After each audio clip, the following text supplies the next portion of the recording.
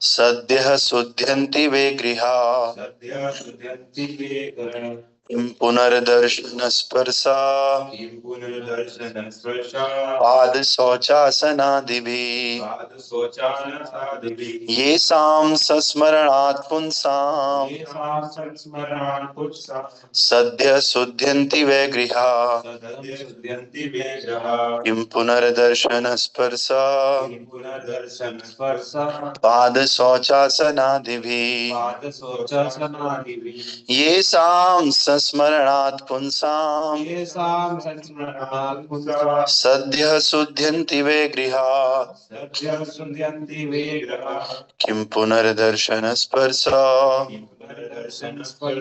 पाद शौचासनादिभिः येषां संस्मरणात् पुंसाम् सद्यः शुध्यन्ति वै गृहा किं पुनर्दर्शन पाद शौचासनादिभिः। हरे कृष्ण। येषां संस्मरणात् पुंसाम् सद्यः शुध्यन्ति वै गृहा किं पुनर्दर्शन स्पर्शात् पाद शौचासनादिभिः। हरि बोल। येषां संस्मरणात् पुंसाम् सद्यः शुध्यन्ति वै गृहा किं पुनर्दर्शन पाद शौचासनादिभिः। हरे कृष्ण। ऑनलाइन भक्त। हरे कृष्ण प्रभु। येषु संस्मरणात् पुंसां संग शुध्यन्ति वे ग्रहाः किं पुनर्दर्शनं स्पर्शः पाद शौचासनादिभिः। ओके। हरे कृष्ण। और कोई भक्त जी। येषां संस्मरणात् पुंसां सद्यः शुध्यन्ति वे ग्रहाः किं पुनर्दर्शनं स्पर्शः पाद शौचासनादिभिः। ओके। और कोई भक्त? चलिए ठीक है। तो कल हमने देखा था, आप सब लोगों ने सुना था कि सुखदेव गोस्वामी का प्राकट्य हो गया। उनको एक बड़ा सा आसन दे दिया और उस आसन पर भी बैठ करके ऐसी मुद्रा में बैठे कि वो किसी भी प्रश्न का उत्तर देने के लिए तैयार है। कभी पता लगता है ना, दूसरे को देख के ही पता चल जाता है कि वो रेडी है या नहीं है। तो ऐसे मुद्रा में बैठे कि वो तैयार है। फिर क्या हुआ? फिर महाराज परीक्षित ने उनको प्रणाम किया सिर झुका करके और हाथ जोड़कर मधुर वाणी में उनसे कुछ पूछा। क्या पूछा था वो भी हमने पहला श्लोक कर लिया था। तो उन्होंने पूछा था, अहो अद्य वयं ब्रह्मन् सत्सेवया छत्र बंधव कृपया अतिथि रूपेण भव भक्तिर्थ का कृता। उन्होंने कहा कि हे ब्राह्मण, आपने यहाँ पर आकर के मेरे ऊपर बड़ी कृपा कर दी। क्यों कृपा करी? क्योंकि आपने हम सब के लिए इसे पवित्र तीर्थ स्थल बना दिया था। और हमने कल प्रभुपाद जी ने भी कहा था, जब कोई भक्त कहीं पर आता है, कोई संत आता है जो वास्तविक संत है, ढोंगी की बात नहीं चल रही यहाँ पर, तो वो स्थान कैसा हो जाता है? पवित्र हो जाता है, तीर्थ स्थल बन जाता है वो स्थान। और आपकी कृपा से हम अयोग्य राजा भक्त की सेवा करने के लिए सुपात्र बनते हैं। वास्तव में हम सब लोग कैसे हैं? अयोग्य। हमारी कोई योग्यता है नहीं, लेकिन जब ऐसे संत आते हैं वो हमें क्या बना देते हैं? योग्य बना देते हैं। योग्यता हमारे अंदर दे देते हैं। तो आज का जो श्लोक है वो इस प्रकार से है, तो आप देखिए। आपके स्मरण मात्र से हमारे घर तुरंत पवित्र हो जाते हैं। तो आपको देखने, स्पर्श करने, आपके पवित्र चरणों को धोने तथा अपने घर में आपको आसन प्रदान करने के विषय में तो क्या ही कहना है। समझ पा रहे हो क्या कह रहे हैं? कि आप केवल, अगर हमने किसी संत को सोच लिया ना, जैसे हम बार बार प्रभुपाद जी की जय बोल रहे हैं, तो उसमें प्रभुपाद जी को स्मरण कर रहे हैं, गुरु महाराज को स्मरण कर रहे हैं। केवल उनके बारे में याद करने से ही हम तुरंत पवित्र हो जाते हैं। और जिस घर में भगवान और उनके भक्तों को याद किया जाता है वो घर तुरंत पवित्र हो जाता है। और फिर आपको देखना, आपको स्पर्श करना, आपके चरणों को धोने में और आपको आसन में बिठाने में, तो फिर क्या ही बोलना। जिनको खाली याद करने से ही घर पवित्र हो रहा है, तो सोचो वो घर में आएंगे, आसन पे बैठेंगे, उनका दर्शन होगा, उनको छुएंगे, उनके चरणों को धोएंगे, सोचो फिर कि उसके बारे में तो कहना ही क्या है। तो तात्पर्य भाई अर्चनीय वंदनीय प्रातः स्मरणीय जगत गुरु श्री प्रभुपाद जी द्वारा। श्रील प्रभुपाद की जय। प्रभुपाद कह रहे हैं पवित्र तीर्थ स्थानों का महत्व बड़े बड़े मुनियों तथा संतों की उपस्थिति के कारण है। कहा जाता है कि पापी लोग पवित्र स्थानों में जाते हैं और अपने पापों को वहां छोड़ आते हैं, लेकिन बड़े बड़े संतों की उपस्थिति से वहां संचित पापों के संदूषण से मुक्त हो जाते हैं और इस प्रकार वहां पर उपस्थित भक्तों तथा संतों की कृपा से वे तीर्थ स्थान पवित्र बने रहते हैं। यदि ऐसे संत सांसारिक मनुष्यों के घरों में प्रकट हो तो निश्चय ही सांसारिक भोक्ताओं के संचित पाप समित हो जाते हैं। तो जैसे गंगा मैया है, हम सब जाकर के गंगा में नहाते हैं ना, और अपने अपने पाप उसमें डाल देते हैं। तो गंगा मैया की भी तो कोई लिमिट है, समझ रहे हैं? तो फिर उस गंगा मैया के जो पाप है उनको कौन ठीक करेगा? फिर कोई संत महात्मा जाता है नहाने वहां पर, और वो संत महात्मा गंगा के अंदर उन पापों को भी ठीक कर देता है। होता है ना, कई बार हम आते हैं और गंदगी फैला के चले जाते हैं, तो उस गंदगी को कौन साफ करता है? केवल और केवल संत पुरुष, महात्मा, प्रभुपाद जी जैसे संत, महाराज जैसे संत, ये लोग क्या करते हैं? गंदे स्थानों को साफ करते हैं और हमारे अंदर जो पाप है उनको भी साफ करते हैं। हमारा चित्त भी अशुद्ध है, हमारा सब अशुद्ध है हृदय, इस सब को कौन साफ करता है? संत लोग साफ करते हैं। क्यों? क्योंकि संत हृदय नवनीत समाना, और दया धर्म का मूल है। संतों के अंदर दया होती है। जिस धर्म में दया नहीं है ना, वो धर्म है ही नहीं। धर्म का पहला सिद्धांत है दया, और सबसे बड़ी दया क्या है? कि ये लोग भटक रहे हैं, भगवान से दूर जा रहे हैं, आओ इन लोगों को भगवान के पास कनेक्ट करो। और संत लोग यही करते हैं। हम सब इस संसार में भटक रहे हैं, बस हम सबको क्या करते हैं? संसार से हटा करके भगवान की ओर मोड़ते हैं। सब लोग परेशान हैं, फिजिकली से ज्यादा मेंटली परेशान है। तो इन सब लोगों को जोड़ने का काम कौन करता है? संत करता है। क्योंकि संत के अंदर क्या है? दया। इस दया के कारण ही हमको मेंटली रिलीफ देते हैं संत लोग। तो ऐसे कह रहे हैं कि संत लोग वहां पर जाते हैं और उस तीर्थ स्थल को ठीक करते हैं। सोचो अगर वृंदावन में संत लोग ना जाकर के बहुत सारे दूसरी पार्टी के लोग चले जाएं, जो भगवान को मानते ही नहीं है, पापी पापी, एक भी संत ना रहे, तो वृंदावन का कोई महत्व रहेगा? कोई महत्व नहीं रहेगा। क्योंकि बहुत सारे संत है। संतों का दर्शन ही तीर्थ स्थल है। तीर्थ यात्रा का मतलब ही होता है संतों का दर्शन। वरना हम देहरादून में भी तो नाम ही ले रहे हैं, देहरादून में भी पूजा कर रहे हैं, तो वृंदावन यात्रा क्यों जाना है? Because we will meet the Maharajas, we will meet the senior devotees, we will meet the pure devotees of Lord. भगवान के कई सारे, एक भक्त से मिलने को मौका नहीं मिलेगा। जब आप उठोगे तो परिक्रमा देते हुए आपको साधु संत मिल जाएंगे। वृंदावन में जाओगे तो हर जगह आपको साधु संत मिलेंगे। तो दुनिया भर के संतों का जब दर्शन होता है ना, तो हमारा चित्त शुद्ध होता है। लेकिन समस्या क्या है? एक तरफ से तो चित्त शुद्ध हुआ, लेकिन दूसरी तरफ से हम अपराध कर लेते हैं। अपराध कैसे? किसी को देख लिया ब्रजवासी को, अरे ये तो पैसे कमा रहा है, ये तो ठग रहा है, तो जैसे ही हमने अपराध किया, अपराध का फल वहां कई गुना ज्यादा है। तो इसीलिए हमें धाम में अकेले नहीं जाना चाहिए। होटल वाले से बहस कर ली, अरे यार पानी ले लाते हो, तुम क्या करते हो? रिक्शे वाले को बोल दिया, अरे 20 रुपए ही तो लगते हैं, तू तो लूट रहा है भाई। जैसे ही आपने अपराध कर लिया ब्रजवासी के प्रति, संतों के प्रति, या कभी कभी जो नए नए लोग होते हैं ना, वो किसी, क्योंकि वैष्णव कैसे करते हैं उनको समझ पाना बड़ा मुश्किल है। उनकी क्रिया को देख करके अरे यार ये क्या कर रहे हैं, अपराध कर लेते हैं। तो वहां पे जाकर के दर्शन से जो पवित्र हुए थे, वो सारा वहीं छोड़ के आ गए और अपराध लेकर के घर आ गए। अपराध का कई गुना फल वहां पर मिलता है। इसीलिए जब भी जाएं यात्रा में, किसी सीनियर भक्त के साथ जाएं या भक्तों की संगति में जाएं।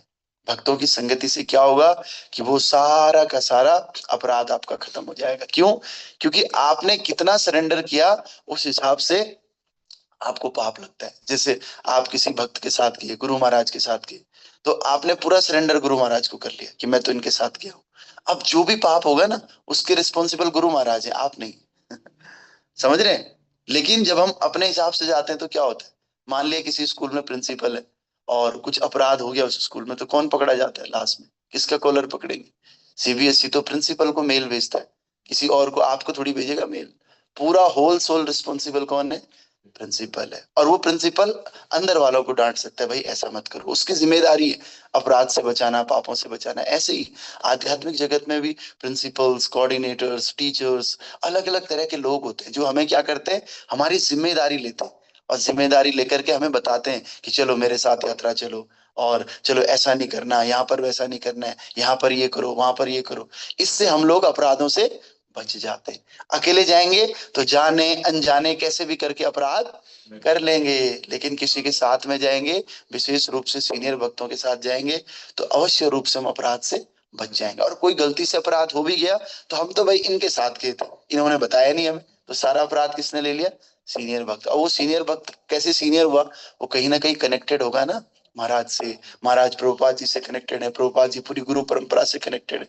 तो ऐसे ऐसे करके वो रिस्पॉन्सिबिलिटी लास्ट में किसकी हो जाती है, भगवान की, क्योंकि आदि गुरु तो भगवान है ना। तो इसलिए वो अपराध क्षमा हो जाता है। तो इसलिए सब लोग, परम पूज्य गोपाल कृष्ण महाराज कहते थे 3 दिन से ज्यादा वृंदावन में नहीं रहना चाहिए।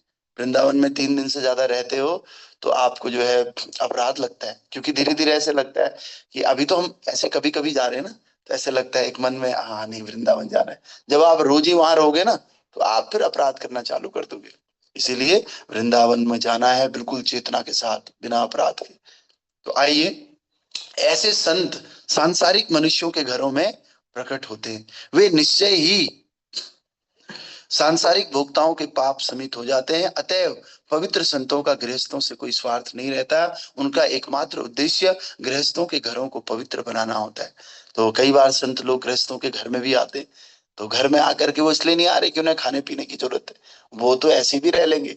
संत ब्रज में जब भजन करते थे, तो वो लोग तो कुटिया बंद करके, कोई अगर पनीर, कोई रेवड़ी, कोई रबड़ी ऐसे कुछ लाएगा तो वो वहीं से भेज देंगे, ऐसे ऐसे भी संत। और अगर कोई सूखी रोटी लाएगा तो उसको पालेंगे। समझ रहे हो? तो संतों का कोई पर्सनल स्वार्थ नहीं है। अगर वो हमारे घर भी आते हैं, हमें कुछ समझा भी रहे हैं, तो वो किसके लिए है, हम लोगों के भले के लिए। लेकिन हम लोग क्या सोचते हैं कि ये पता नहीं इसका क्या स्वार्थ है इसमें। ऐसा कोई स्वार्थ नहीं। अतएव जब ऐसे संत महात्मा द्वार पर आए तो गृहस्थों को उनका कृतज्ञ होना चाहिए। जब ऐसे कोई महात्मा आए किसी के घर पर, तो उनको क्या करना चाहिए, उनका ग्रेटिट्यूड देना चाहिए, उनको थैंक यू बोलना चाहिए कि आप हमारे यहाँ आए। क्योंकि बहुत मुश्किल से किसी वैष्णव के चरण जो है घर पे पड़ते हैं, और वैष्णव का स्मरण करने से घर पवित्र होता है। सोचो, उनके चरण घर में पड़ गए, तो चरण पड़ते ही समझ लो भगवान के चरण पड़ गए। क्योंकि मैंने कल भी बोला था, जहां रह हृदय गोविंद विश्राम, इनके हृदय में गोविंद है, जो रोज 16 माला कर रहे हैं, और रोज 4 नियमों का पालन कर रहे हैं, रोज प्रभुपाद जी के लिए समर्पित है, भगवान के लिए समर्पित है। ऐसे भक्त अगर घर में आ गए, तो सोचो वो भगवान को भी साथ में लाएंगे, साथ ही साथ परंपरा को भी साथ में लाएंगे। समझ लो कोई भक्त आए तो प्रभुपाद जी भी आए, साथ ही पूरी परंपरा आई और भगवान भी आए। तो इसलिए उनका सम्मान और उनका थैंक्स बोलना चाहिए उनको कि आप हमारे घर में आए। और जो गृहस्थ ऐसे पवित्र आदेशों का निरादर करता है, वो घोर अपराधी है। और अतएव ऐसा आदेश है, जो गृहस्थ संत को देखकर सिर नहीं झुकाता, उसे अपने जघन्य अपराध को निष्प्रभावित करने हेतु उस दिन उपवास करना चाहिए। प्रभुपाद जी बता रहे हैं, अगर आपने किसी संत को देखा, देख करके उसको प्रणाम नहीं किया, तो उस दिन खाना नहीं खाना चाहिए। उस दिन आपको क्या करना चाहिए, व्रत रखना चाहिए। सोचिए। तो इसीलिए कोई भी वैष्णव दिखे, हमें किसी वैष्णव के आउटर को देख करके नहीं जज करना चाहिए। इसलिए जो भी माला करता है ना, सबको प्रणाम किया करो, बस हरे कृष्ण, हो गया खत्म। प्रणाम करना, प्रणाम तो अपने से छोटे को भी कर सकते हो, बराबर वाले को भी कर सकते हो, और बड़े को तो करना ही चाहिए। तो ये नहीं देखना चाहिए प्रणाम करूं ना करूं, सबको हरे कृष्ण बोलना चाहिए सिर झुका कर, हरे कृष्ण प्रभु जी प्रणाम, बस हो गया। ठीक है। तो इसका अपराध लगता है, देखो 3 तरह के अपराध है, एक सेवा अपराध, एक नाम अपराध, और एक भक्त अपराध। सेवा अपराध क्या है, जैसे भगवान की सेवा कर रहे हैं ना, तो ये बर्तन जूठे पे टच हो गया, थोड़ा सा ऐसे हो गया, थोड़ा रे गलती से मैं आज थोड़ा ऐसे हो गया, अशुद्ध हो गया, इसको सेवा अपराध बोलते हैं। सेवा करते हुए जो अपराध हो गया हमसे। दूसरा है नाम अपराध, जो नाम को जप करते हुए अपराध हो रहा है, नाम जप कर रहे हैं, साथ में रील भी देख रहे हैं, तो अपराध है। और तीसरा है भक्त अपराध या संत अपराध। भक्त अपराध क्या होगा, किसी भक्त के प्रति हमने गलत सोच लिया, किसी भक्त को सर सर झुका के प्रणाम नहीं किया। तो इन तीनों में सबसे छोटा है सेवा अपराध। सेवा अपराध माफ हो जाता है, कोई बात नहीं, कोई चले। दूसरा है नाम अपराध। नाम अपराध मीडियम लेवल का है, कि माफ भी नहीं होता और इतना बड़ा भी नहीं। और उससे भी बड़ा क्या है, संत अपराध। सबसे बड़ा है भक्त अपराध। तो अगर आपको बचना है, भक्तों के अपराध से बचिए, वैष्णवों के अपराध से बचिए, कहीं जाने अनजाने किसी वैष्णव से अपराध न हो जाए मेरा, बस। क्योंकि देखो, सेवा अपराध भी धीरे धीरे ठीक हो जाएगा, नाम अपराध भी धीरे धीरे ठीक हो जाएगा, लेकिन संत अपराध और भक्त अपराध आपको जल्दी से ठीक नहीं होता। जब तक वो संत आपको माफ न करे ना, तब तक वो ठीक नहीं होगा। नाम अपराध तो ठीक है, ठाकुर जी का नाम लोगे, नाम प्रभु धीरे धीरे ठीक कर देंगे। और सेवा अपराध में भगवान की सेवा है तो भगवान धीरे धीरे माफ कर लेंगे।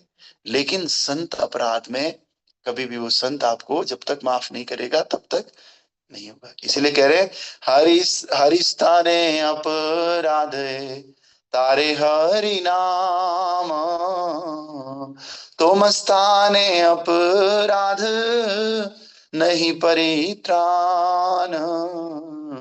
हरि के चरणों में कोई अपराध हो गया तो हरि नाम करने से ठीक हो जाता है।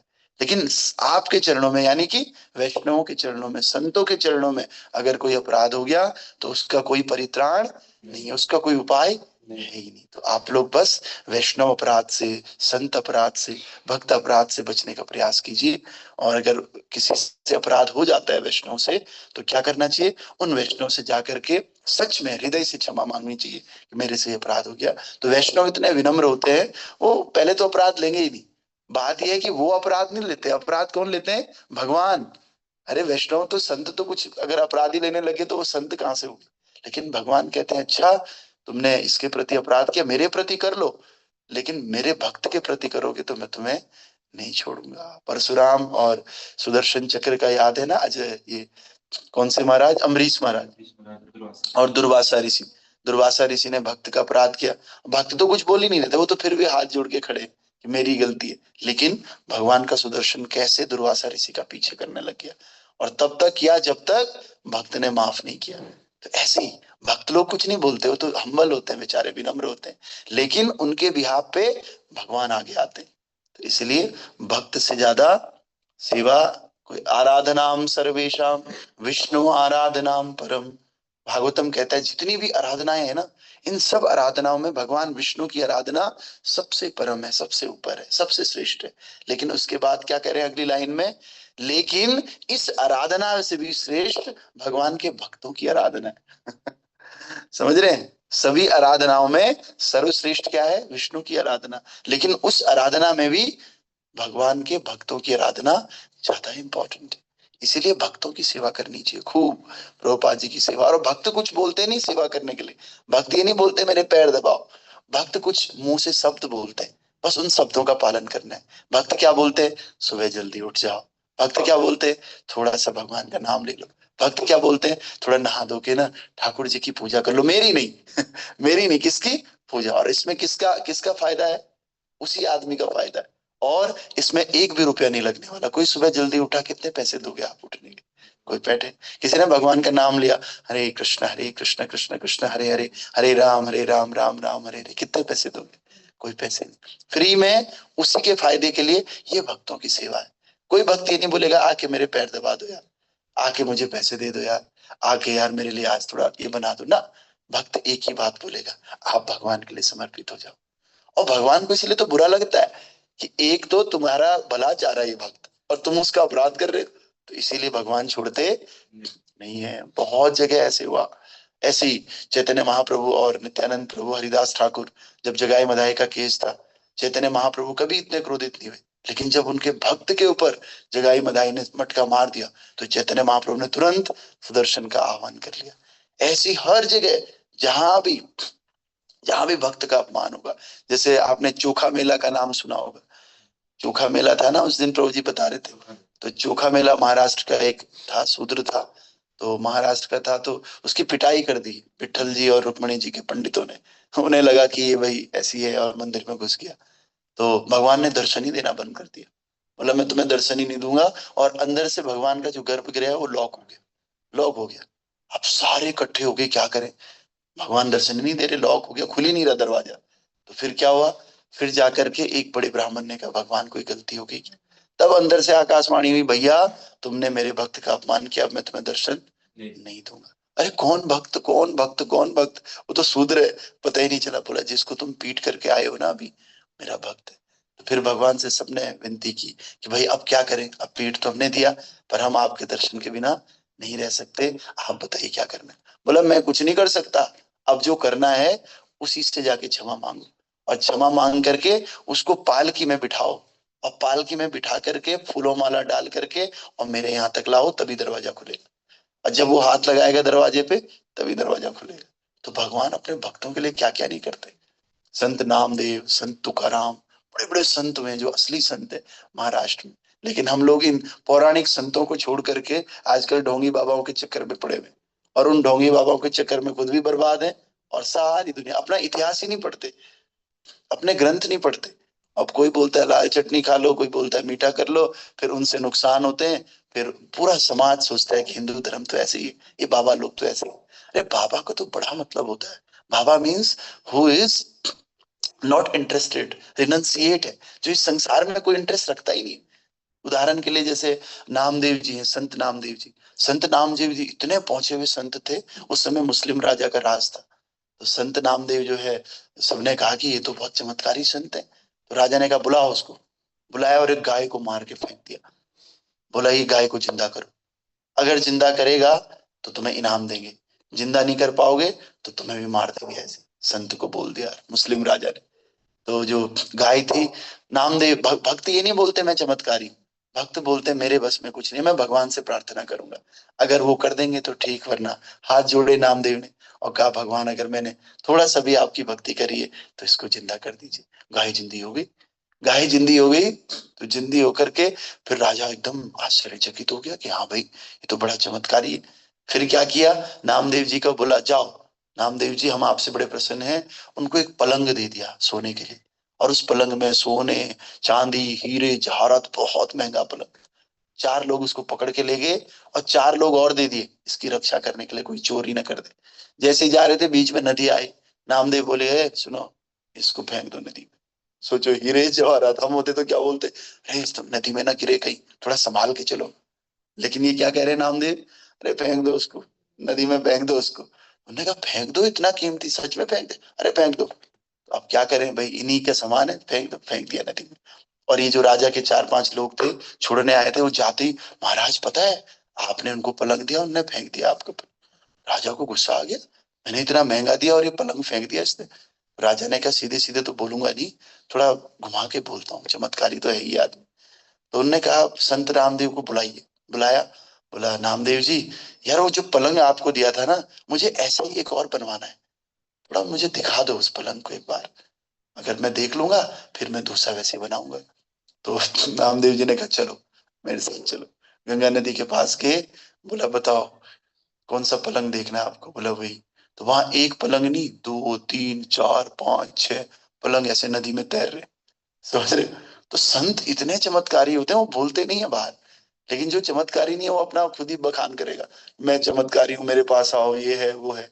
संत लोग बहुत संत भगवान के, हमेशा भगवान के टच में रहते हैं, उनको चमत्कार की आवश्यकता नहीं। ये कम बड़ा चमत्कार है। प्रभुपाद जी को एक भक्त ने कहा बताओ आपने क्या चमत्कार किया अगर आप संत हो तो। प्रभुपाद ने कहा बेटे ये सब दिख रहे हैं ना, नंगे घूमते थे, और हाथ में शराब की बोतल रहती थी, पानी की तरह पी जाते थे, और मीट खाते थे। सुबह इनका ब्रेकफास्ट होता था चिकन, दिन में बनता था मटन, रात में अंडा कड़ी, ये तीनों समय नॉन वेज खाते थे। और आपको पता है आज दारू तो छोड़ो, चाय कॉफी भी नहीं पीते जी, चिकन मटन तो छोड़ो, प्याज लहसुन भी नहीं खाते। और देखो कपड़े पहनना तो छोड़ो, ये कपड़े भी वेस्टर्न स्टाइल के नहीं पहनते, धोती कुर्ता पहनते, तिलक लगाते, सर मुंडवाया हुआ। बोला ये तुम्हें चमत्कार से कम लग रहा है। सोचो किसी भी एक व्यक्ति की छोटी भी आदत बदलने में कितना टाइम लग जाता है, और प्रभुपाद जी ने सोचो ऐसे हिप्पीज लोगों को कैसे बदल दिया। बताओ ये चमत्कार से कम है क्या। दूसरा उन्होंने कहा और चमत्कार देखोगे, जरा चार पांच लोगों को बुलाओ, और बुला करके यहाँ पे कथा सुनवाओ, और सुना करके उनको पैसे भी मत दो, और वो आपके लिए जीवन समर्पित कर दे, करके दिखाओ जरा, एक आदमी को कर लो चलो। और यहाँ तुम्हें पता है कितने लोग, 5,000 लोग बैठे हुए पंडाल, और इनमें से 1,000 2,000 लोग समर्पित है। समर्पित मतलब मैं कोई सैलरी नहीं देता हूं उनको, लेकिन वो मंदिर में सेवा करते हैं, और सेवा करके फ्री में उल्टा जान भी देने को तैयार है प्रभुपाद जी के लिए। बोलो ये चमत्कार नहीं तो क्या है। और मैं 72 साल का बुजुर्ग आदमी हूँ, तुम कितने साल के हो पत्रकार। बोला 35। कोई 72, चलो 60 का ही दिखा दो। जिसने पृथ्वी का भ्रमण किया हो, जो इतनी किताबें लिख रहा हो, जो 108 मंदिर बना रहा हो। एक घर बनाना ही मुश्किल है यहाँ पर, और उन्होंने 108 मंदिर बना दिए 72 साल की उम्र में। बोले ये तुझे चमत्कार से कम लिख रहा है? तो वास्तव में हम चमत्कार का मतलब यही सोचते हैं, जैसे वो मदारी वाला करता है ना, कि बस ऐसे किया और चमत्कार, एक गुड़िया की दो गुड़िया हो गई। ये कोई चमत्कार नहीं, वो हिप्नोटाइज करते हैं आपको, आंखों का धोखा है वो। चमत्कार तो प्रभुपाद जी ने किया वास्तव में। हम लोग बैठे हैं ना, हमने कभी सोचा था ऐसे घर में बैठेंगे, आप बैठोगे, आप बैठोगे, आप बैठोगे, मैं बैठूंगा, और बैठ करके भगवत चर्चा करेंगे? ये चमत्कार नहीं तो और क्या है? वरना क्या रूटीन होता है? सुबह उठ के चाय पीते हैं, चाय पी के संडे के दिन आराम से अखबार अखबार पढ़ते हैं, और फिर थोड़ी देर में नाश्ता करते हैं, लेट नहाते हैं, भगवान का तो कोई नामो निशान ही नहीं रहता। समझ रहे? लेकिन देखो ऑनलाइन इतने लोग बैठे हुए हैं, नीतीश गुप्ता पर हंस रहे हैं, अच्छे लग रहे हैं, देखो बैठे हुए। सब लोग यही करते थे, और कोई नहा भी ले तो क्या करता है? प्लानिंग बनाता है, आज यहाँ घूमूंगा, वहां घूमूंगा, आज संडे है। लेकिन प्रभुपाद जी का ये चमत्कार है, हम सब यहाँ बैठे हैं, और गौर निताई, जगन्नाथ, बलदेव, सुभद्रा, सुदर्शन, मैंने तो नाम भी नहीं सुना था इनका। और आज ये सब, ये चमत्कार है, दीपक जल रहा है फर्स्ट क्लास, प्रभुपाद जी बैठे हुए हैं विराजमान। ये सब किसकी कृपा है? उन्हीं प्रभुपाद जी की कृपा है। ये चमत्कार ही है वास्तव में। तो अगर आपको चमत्कार देखना है तो हमें प्रभुपाद जी को फॉलो करना होगा स्ट्रिक्टली, भक्ति करनी होगी। भक्ति में इतनी शक्ति है, चमत्कार ही चमत्कार। लेकिन वो चमत्कार, ये सो कॉल्ड, अब एक की दो गुड़िया बना दी, क्या करना है उस चमत्कार? बताओ, एक गुड़िया की दो गुड़िया होगी, बताओ कुछ चमत्कार का फायदा है? अभी तक बोला ये एक शर्त है, अब मैं इसके अभी दो शर्त दिखा दूंगा। क्या क्या करना है उसका? हाँ, चमत्कार ऐसे करो जैसे प्रभुपाद जी ने किया। 108 मंदिर बन गए, तो कम से कम लाखों लोग भगवान की भक्ति की ओर मुड़ गए। लाखों लोगों ने जुआ छोड़ दिया, नशा छोड़ दिया, मीट मांस छोड़ दिया, और एक जेंटल लाइफ जी रहे हैं, भक्त की लाइफ जी रहे हैं। ये चमत्कार तो कुछ फायदा है भी, समझ रहे? तो इसलिए हम सबको इसी चमत्कार को नमस्कार करना चाहिए, प्रभुपाद जी की। वो जादू टोने वाले को नहीं करना चाहिए नमस्कार। ठीक है? तो आइए, प्रभुपाद जी ने हमें ये साइंस दिया, ये वास्तव में एक साइंस है, चमत्कार भी नहीं, एक विज्ञान है। तो हमें विज्ञान पे, लोग बोलते हैं मुझे साइंस पे भरोसा है, अरे साइंस ही तो है, स्पिरिचुअल साइंस है, तो इस साइंस पे ही हमें भरोसा करना चाहिए। ठीक है? तो आइए, तात्पर्य बाय अर्चनीय बंदनीय प्रातः स्मरणीय, एक लास्ट श्लोक रह गया वैसे, अभी कर लें या कल करें? 7:44 हो गया, कल कर लेते हैं प्रभु जी, है नहीं? तो कल हम है, आज करें? चलो यहाँ वाले लोग आज करें, बस 2-3 मिनट में ये हो जाएगा, फिर हम आरती करेंगे। तो अगला जो श्लोक है, अगला श्लोक कहता है, सन्निधायते महायोगिन पातकानि महान्त्यपि सद्यो नश्यन्ति वै पुंसाम विष्णोरिव सुरेतरा। जिस प्रकार भगवान की उपस्थिति में नास्तिक नहीं टिक सकता, उसी प्रकार हे संत महान योगी, मनुष्य के अभेद्य पाप भी आपकी उपस्थिति में तुरंत नष्ट हो जाते हैं। तो जैसे कोई नास्तिक होगा, अगर आप इस तरह की भगवत कथा करोगे, वो नास्तिक रह ही नहीं पाएगा। 1 मिनट, 2 मिनट, 3 मिनट जबरदस्ती 5 मिनट सुन लेगा, उसको ये होगा अंदर से, ये कब बंद हो, कब मैं यहाँ से निकलूं। क्यों? क्योंकि नास्तिक है। जैसे ही भगवान की उपस्थिति होती है ना, नास्तिक चले जाता है, क्योंकि नास्तिक मतलब अंधकार, जिसकी किसी में आस्था ही नहीं, वो अंधकार ही तो है। और जब अंधकार है, और भगवान तो सूर्य के जैसे, प्रकाश के जैसे, प्रकाश आएगा तो क्या अंधकार रह सकता है? अंधकार भाग जाएगा उसी समय। इसीलिए कह रहे हैं, हे महान योगी, इसी प्रकार मनुष्य के अभेद पाप भी आपकी उपस्थिति में तुरंत नष्ट हो जाते हैं। जब तक ये भागवतम है ना, भागवत कथा चल रही है, जब तक कोई संत हमारे सामने है, तब तक वो पाप हमारे अंदर नहीं टिक सकते। या तो वो व्यक्ति दूर चले जाएगा, या फिर वो पाप ही दूर चले जाएंगे। तो ऐसे संत क्या करते हैं? हमारे पापों का नाश करते हैं। तो इसीलिए तात्पर्य में प्रभुपाद जी कह रहे हैं, मनुष्यों की दो श्रेणियां हैं, एक नास्तिक और एक भगवान का भक्त, दो है। तो जो भगवान के दैवी गुणों को प्रकट करता है, अतः वह देवता कहलाता है। जो भगवान में विश्वास करता है, उनको फॉलो करता है, वो देवता कहलाता है। जबकि नास्तिक लोग असुर कहलाते हैं। भाई, देवता और असुरों में क्या अंतर है? असुर लोग भगवान को नहीं मानते, इसीलिए वो राक्षस है। यही अंतर है। हम सोचते हैं कि राक्षस मतलब वो कुछ गलत करेगा ना, राक्षस मतलब जो भगवान को नहीं मानता वो राक्षस है, असुर है, और जो मानता है वो देवता है। ठीक है?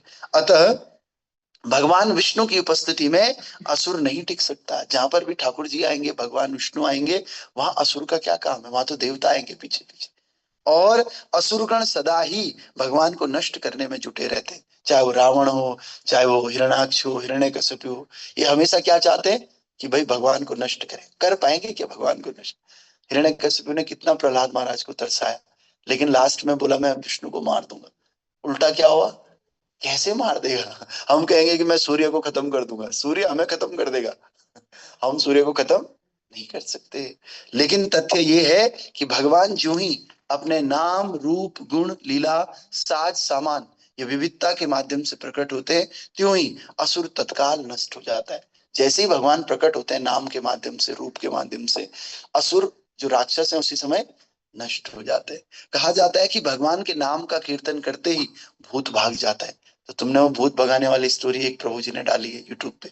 एक बहुत पुराना सा मकान था, वहां भूत रहते थे, सब लोग परेशान थे, मालिक ने भी वो मकान छोड़ के चले गए, लेकिन वो प्रभु जी गए, उन्होंने वहां आधे घंटे कीर्तन किया, बस आज वहां लोग रह रहे फर्स्ट क्लास, भूत का नामो निशान ही नहीं रहा। अभय चरण में भी आपने देखा होगा, एक घर में प्रभुपाद जी रात में लिख रहे हैं, वो भूत आकर के देख रहे हैं। प्रभुपाद जी ने कहा तुम क्या देख रहे हो, तुम भी कीर्तन कर लो, तुम भी नाम जप कर लो, समझ रहे हैं? फिर वो भूत भी धीरे धीरे ठीक हो जाता है। ये अभय चरण में दिखा रखा है प्रभुपाद जी के बारे में। तो कहा जाता है कि भगवान के नाम का कीर्तन करते ही भूत भाग जाता है। बड़े बड़े संत तथा भक्त भगवान की साम सामग्री में सम्मिलित होते हैं, और इस प्रकार जैसे ही संत रूपी भक्त उपस्थित होता है, वो भूत सदृश संपूर्ण पाप तुरंत नष्ट हो जाता है। अरे टिक ही नहीं सकता, इसीलिए भगवान का भक्त हमेशा कभी डरता नहीं किसी भी परिस्थिति में। क्यों? उससे पक्का पता है कि भगवान का नाम सब कुछ खत्म कर देगा, इसलिए भगवान का नाम बड़ा प्रभावशाली है। और ये समस्त वैदिक ग्रंथों का निर्णय है।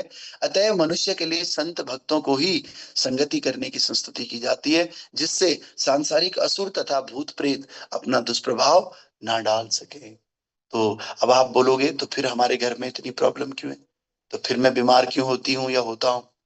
फिर तो नाम लेके तो बीमारी ठीक हो जानी चाहिए। नहीं, वो कर्मा है, वो कर्मा भोगने ही पड़ेंगे। लेकिन जो ऐसी आपत्ति है जो बिना कर्मा की आनी थी, वो नाम से दूर हो जाती। और जब नाम करते हैं ना, तो उस कर्मा को भोगने में भी आसानी मिल जाती। वैसे तो यहाँ से ज्यादा, मान लिया मेरे हाथ में चोट है, हाथ से छोटा ज्यादा दर्द यहाँ होता है दिमाग में, अरे ये क्यों हो गया, अब क्या होगा, कैसे होगा?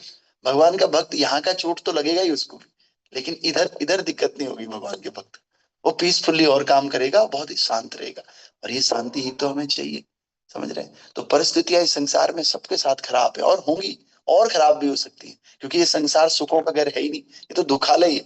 इसी गीता में भगवान ने कहा ये दुखालय है, तो सुख कैसे मिल सकता है? लेकिन भक्ति करने से क्या होगा, उस दुख को सहन करने की शक्ति और बढ़ती चली जाएगी। और चाहे दुख हो चाहे सुख हो। आपको एक बात और बता देता हूं मैं, आज संडे है, एक एक बच्ची है, वो बच्ची के पिताजी माताजी कोई भी फेवरेबल नहीं था भक्ति के लिए। हम तो इतना फेवरेबल स्थान दे रहे हैं, लोग तब भी भक्ति नहीं करते। लेकिन उसके पापा माला देख नहीं सकते थे, और मम्मी जैसी माला देखती थी, मम्मी को गुस्सा आ जाता था, बर्तन फेंकना शुरू कर देती थी इधर उधर। क्या कर रही है तू, हट, ये नहीं करना, मांस खा, ये खा, जबरदस्ती। बहुत ही अनफेवरेबल कंडीशन थी। लेकिन उसने क्या किया, भगवान की सेवा कभी छोड़ी नहीं। वो क्या करती, सुबह उठती 4 बजे, और मम्मी को बोलती मम्मी मैं थोड़ा वो वॉशरूम जा रही हूँ, जाती वहां, फटाफट हाथ धोती, कुल्ला कर लेती, और कुल्ला करके अंदर आती, और तकिया है ना, तकिया, तकिया के अंदर ऐसे सो जाती, और उसी तकिया के अंदर बीट को ऐसे डाल देती, और उसी तकिया के अंदर लेटे लेटे 16 माला कर लेती हूँ। और 16 माला करने के बाद पूरा मम्मी पापा सबके साथ, अच्छा जी मम्मी जी पापा। उसने कितने सालों तक ऐसे किया, 7-8 सालों तक ऐसे किया उस बच्चे ने। लेकिन जब उस बच्ची की शादी, भगवान परीक्षा लेते हैं, और उस टेस्ट में हमें क्या करना है, कितनी भी मुश्किल क्यों ना आ जाए, भगवान के नाम को नहीं छोड़ना है, उनकी सेवा नहीं छोड़नी। इससे क्या होगा, भगवान की परीक्षा जिस दिन खत्म होगी ना, उस दिन बहुत मीठा फल मिलेगा। तो अब उस बच्ची की शादी हुई, शादी में पता पति क्या कहता है, you do only 16 round, nothing else. तुम कुछ और मत करो, पहले 16 माला करो। पति कहता है तुम खाना बनाओ ना बनाओ, तुम और काम करो ना करो, मुझे कोई लेना देना नहीं, बस एक शर्त है मेरी, आपको 16 माला करनी पड़ेगी। उसने कहा यही तो चाहिए था। समझ रहे? लेकिन पहले अगर वो कंप्रोमाइज कर लेती और भगवान के टेस्ट में फेल हो जाती, फिर भगवान उसको उतनी अच्छी चीज नहीं देते। तो कोई भी चीज इस संसार में फ्री में नहीं मिलती, थोड़ा सा संघर्ष करना पड़ता है। टेस्ट लेते हैं भगवान के, देखते हैं, थोड़ा समस्या दे, किसी को बीमार कर लिया, या पैसे की कमी कर ली, या भयंकर बाढ़ आ गई कभी, अरे आधे से ज्यादा लोग यहीं पे फेल हो गए, अरे कुछ नहीं होता भगवान, अरे मैंने देख लिया सर, कुछ नहीं होता, बस। लेकिन जो टिके रह गए उसके बाद भी इतना मीठा फल देते हैं भगवान, उसके बाद बहुत आनंद देते हैं। इसलिए आप सब लोगों को घबराना नहीं है, एक ही काम करना है हर स्थिति में, चाहे कैसी भी स्थिति हो। अरे भक्त तो कह रहे हैं मारो भी, राखो, मुझे मार भी दो, ये चाहे मुझे रखो, तो मैं क्या करूंगा, केवल आपका नाम लूंगा, आपकी भक्ति करता रहूंगा, बस इससे बहुत ताकत मिलती। तो ये बच्ची का मैंने कल ही सुना, सोचो उसकी शादी होगी, आप देखो लाइफ कंफर्टेबल है। कभी उसने अपनी मम्मी पापा को शिकायत नहीं किया कि तुम करने नहीं देते। उसने क्या किया, ठीक है मेरे कर्म में यही परिस्थिति है, भगवान टेस्ट ले रहे हैं, मैं इस परिस्थिति को भी दोष नहीं दूंगी, लेकिन मैं अपना काम नहीं छोड़ूंगी, मैं तो 16 माला करके रहूंगी, भगवान की सेवा है, मेरे गुरु ने कहा है। समझ रहे? तो इस प्रकार से आप लोगों के साथ भी ऐसी स्थिति आ सकती है, तो आप लोग किसी भी प्रकार से भगवान का नाम मत छोड़िए। सब लोग आपको जबरदस्ती कर सकते हैं, लेकिन आपके मन से कृष्ण को कैसे हटा सकते हैं? सब बाहरी चीजों में जबरदस्ती कर लेंगे, लेकिन कैसे, नहीं तो बीट पे कर लिए, बीट कैसे भी करके आप 16 माला करिए बस। ठीक है, तो आप सभी भक्तों का स्वागत, धन्यवाद। इसी प्रकार आइए भगवान की कथा को सुनिए और अपने जीवन को मंगलमय बनाइए। श्रील प्रभुपाद की जय। निताय गौर प्रेमानंदे। ग्रंथराज श्रीमद् भागवत महापुराण की निताय गौर हरि प्रेमानंदे। हरि हरि बोल। अमन प्रभु है नहीं, योर टर्न। संसार दावा नललीढलोक त्राणाय कारुण्य घनाघनत्वं प्राप्तस्य कल्याण गुणार्णवस्य वन्दे गुरो श्री चरणारविन्द प्राप्तस्य कल्याण गुणार्णवस्य वन्दे गुरो श्री चरणारविन्द महाप्रभो कीर्तन नित्य गीतम वादित्यवाद्यान् मनसोरसेन रोमाञ्चकम्पा सुतरंग भाजो वन्दे गुरो श्री चरणारविन्द रोमाञ्चकम्पा सुतरंग भाजो वन्दे गुरो श्री चरणारविन्द। ओ शिविग्रहाय धननित्यनाना सिंगारतन मन्दिरमर्जनादो युक्तस्य भक्ता जनियन्सटोऽपि वन्दे गुरो श्री चरणारविन्द युक्तस्य भक्ता जनियन्सटोऽपि वन्दे गुरो श्री चरणारविन्द चतुर्विधा श्री भगवत प्रसाद स्वादान प्रेमता हरिभक्त संज्ञा तृप्तेव तृप्तिं भजत सदैव वन्दे गुरो श्री चरणारविन्द तृप्तेव तृप्तिं भजत सदैव वन्दे गुरो श्री चरणारविन्द। श्रीराधिका माधवयोरपारो माधुर्यलीला गुणरूप नाम्ना श्रीराधिका माधवयोरपारो माधुर्यलीला गुणरूप नाम्ना प्रतिक्षण स्वाधनलोरुपारो वन्दे गुरो श्री चरणारविन्द प्रतीक्षणा स्वादनलोलुपस्य वन्दे गुरो श्री चरणारविन्द निकुञ्जयोनो रतिकेलिस्वीते याया विरयो विरपेक्षणीया तत्रातिराक्षात् अतिवलवश्च वन्दे गुरो श्री वज्रातिदाक्षात् वन्दे गुरो श्री चरणारविन्द साक्षात् त्वेन समस्त शास्त्रे उक्तस्तथा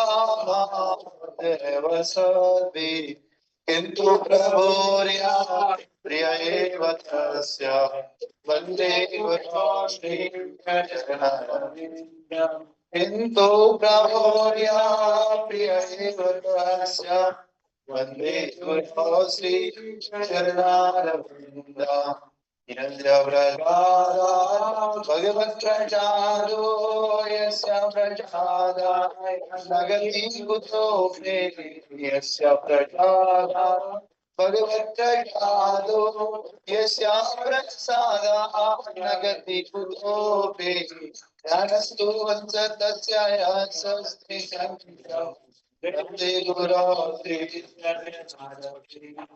ज्ञानस्तु वंशतस्य यशस्ति संख्यम् वन्दे गुरो चरणारविन्दम् वन्दे गुरो श्रीचरणारविन्दम् वन्दे गुरो श्रीचरणारविन्दम् वन्दे प्रभुपादचरणारविन्दम् वन्दे गुरो श्रीचरणारविन्दम् नमो विष्णुपदाय कृष्णपृष्ठाय भूतले श्रीमते भक्ति वेदांत स्वामिने विद्यामिने नमस्ते सरस्वती देवे गौरवाणी प्रचारिणे निरविशेष